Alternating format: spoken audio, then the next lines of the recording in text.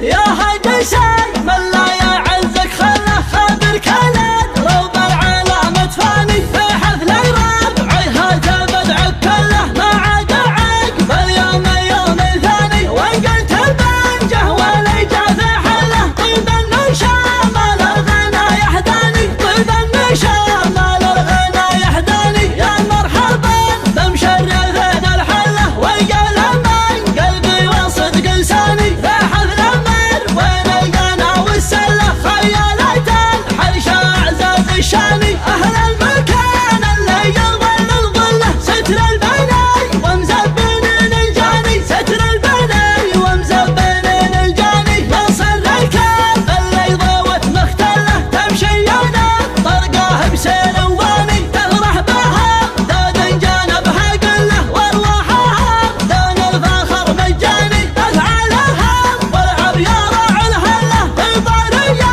ذبح حجم جناني في طاريه ذبح حجم جناني كم طمع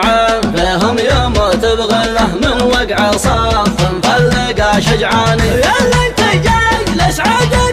قله والله لا جاك ان كان زيد مداني شروك نجب دعوته ونجله وبك واخوانك بعد من داني اهل الكرم طبع لهم وجبل له عون القصير مكرمين العاني وانت يا هذا اللي زاهت لاجله عرض الرقاب مشرح الفتل ذاني ترعى بها ونبت القبر وتحله في مشبر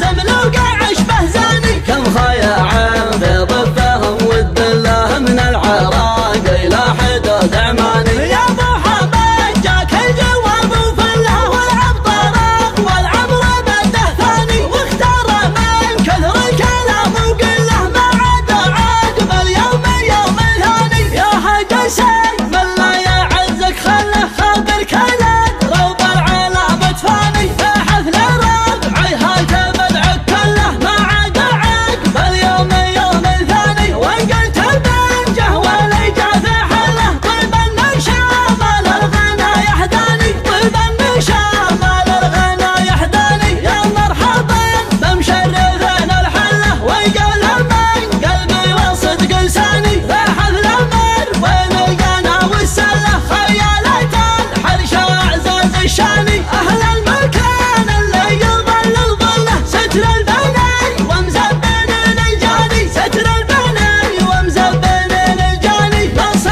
الكاف اللي ضوت مختله تمشي يونا طرقاه بسير واني تفرح بها داد جانبها قله وارواحها دون الفخر مجاني افعالها والعب يا راعي الهله في طاريه ذبح حجم جناني في طاريه ذبح حجم جناني كم طمع فيهم يموت بغله من وقع صف مفلقه شجعاني يلا انت جاي لسعد